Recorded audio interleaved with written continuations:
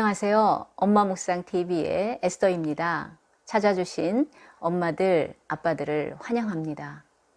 우리가 인생을 살다 보면요, 이 비교의식이나 열등의식 때문에 비참한 순간들을 경험할 때가 있는 것 같습니다.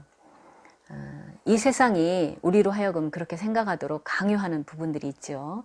하지만 하나님께서는 당신의 세상을 단일성 속에서 다양성으로, 다양성 속에서 단일성으로 지으셨죠. 하나님의 형상을 입었다는 면에서는 우리가 단일성이 있고요.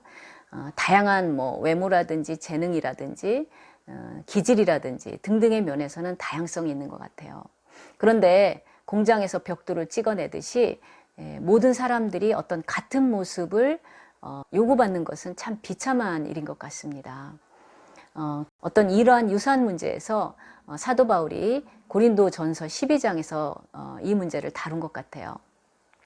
고린도 교회는 당파로 갈라져 있고 성적으로 부도덕한 문제가 있고 세상 밖에서 소송의 문제로 자신들의 문제를 해결하려고도 하고 그렇게 미성숙하고 어떤 세속적인 교회였죠.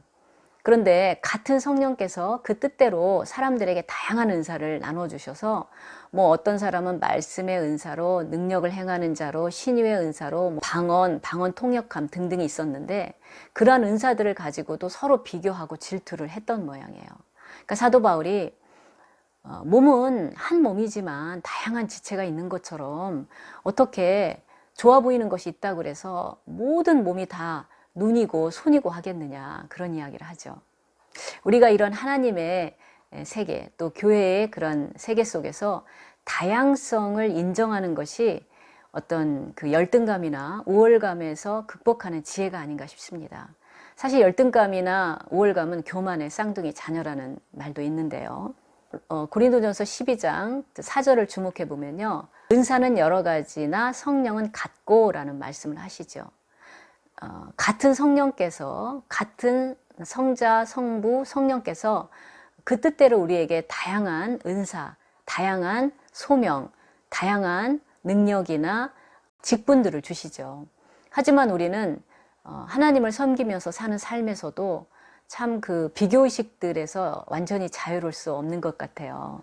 여러분들 요한복음 21장에서 예수님께서 베드로와 마지막 나눈 대화 아시죠? 이 사람들이 다 예수님을 배반해도 저는 절대로 그렇지 않겠습니다. 큰 소리 땅땅 치던 베드로가 3번이나 예수님을 부인했죠.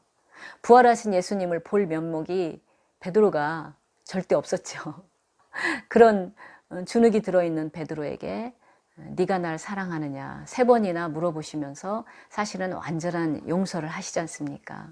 이 참 설교자들이 좋아하는 내용 중에 하나죠. 그런데 그 장면 직후에 베드로가 갑자기 궁금해졌어요. 왜냐하면 예수님께서 자신이 젊었을 때는 여기저기 다니면서 많은 복음을 전하겠지만 이제 나이가 들면 순교할 것이다 라는 말씀을 하셨기 때문에 예수님이 평소에 유독 예뻐하셨던 이 요한은 어떻게 될까, 그것이 궁금했다 그러죠. 그러니까 예수님께서 우리식으로 말하면 그런 거 따지지 말고 그냥 너는 나를 따라와, 내가 이 제자에게 무슨 일을 하든 그냥 너는 나를 따라라, 이렇게 말씀을 하신 거죠. 제가 이 말씀이 왜 더 기억이 나냐면요, 어떤 그 선교하기 어려운 선교지에서 10수년을 고생을 하시면서 선교하다 오신 어떤 선교사님의 간증 때문에 그래요. 그 선교사님은 선교하면서 정말 다른 선교사들 보니까 너무나도 사역을 잘해서 교회도 잘 짓고 신학교도 세우고 선교의 열매가 굉장히 많더라 이거죠. 근데 본인은 그 오랜 세월을 선교지에서 보냈지만 정말 육체적으로도 말할 수 없는 고통을 겪고 경제적으로나 가정적으로도 말할 수 없는 고통을 겪으면서 그렇게 선교사의 삶을 살았다는 거죠. 그런 속에서 이 말씀이 내가 다른 종에게 어떤 일을 하든 너는 나를 따라라, You must follow me, 이 말씀이 가슴에 부딪혀서 통곡을 하셨다, 그런 말씀을 들었습니다. 우리가 하나님을 섬기면서 또는 일상생활을 하면서도요, 무엇 한 가지를 해도 참 비교의식에서 자유롭지가 못한 것 같습니다.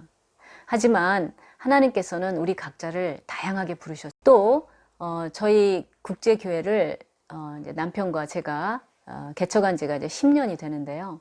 처음에는 한국인 한 명도 없이 필리핀의 이주 노동자들하고만 개척을 했습니다. 그러다가 하나님께서 은혜를 주셔서 이제 교수요원으로 준비하기 위해서 신학교에서 석박사 과정을 공부하는 학생들이 들어오기 시작했어요. 그리고 지금은 이제 그 학생들의 수가 더 많은데, 그러한 그 섞이는 과정에서 우리 필리핀 지체들이 우리는 그냥 주방에서 일이나 하겠다. 예배 시간에 순서를 맡을 사람들은 다 학생이 하라. 그런 말들을 한 적이 있었습니다. 저희가 너무 놀래가지고 또 그 문제를 수습하느라고 어려움을 겪은 적이 있는데요.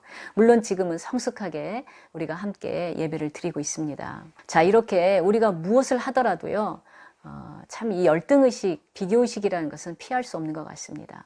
그러나 제가 자녀 영상에서 말씀드렸듯이 저는 하나님의 화원에 있는 꽃송이들로 저 자신과 모든 사람들을 보고 있습니다. 뭐 장미나 백합이나 아주 화려하고 예쁜 꽃들이 될지, 아니면 채송화나 코스모스처럼 작은 꽃들이 될지, 그것은 하나님의 주권에 속하신 것 같아요. 내가 장미나 백합이 되고 싶은데 나를 코스모스로 만들었다고 불평할 수는 없는 것 같습니다. 하지만 내가 얼마나 주목받는 꽃이냐에 무관하게 어떤 꽃으로 부름을 받았든 그 꽃으로서 활짝 꽃을 피우고 향기를 내고 아름다운 모습을 보이는, 그것은 내 책임인 것 같습니다. 그래서 저도 그것을 깨달은 뒤로는 훨씬 열등감이나 우월감에서 자유로워지면서, 그래, 내가 할 수 없는 일은 못하지만 내가 할 수 있는 일을 통해서 사람들을 섬기고 하나님을 섬기자, 그런 생각을 해오고 있습니다. 우리에게 주시는 이런 귀한 도전들을 생각하면서 우리는 또다시 이런 비교의식이나 열등의식의 그러한 도전들이 오겠지만, 그러나 믿음으로 하나님께서 나를 부르신 그 모습 안에서 내가 최선을 다한다라는 이런 귀한 지혜로 하나님께서 우리를 더욱 복 주시기를 바랍니다.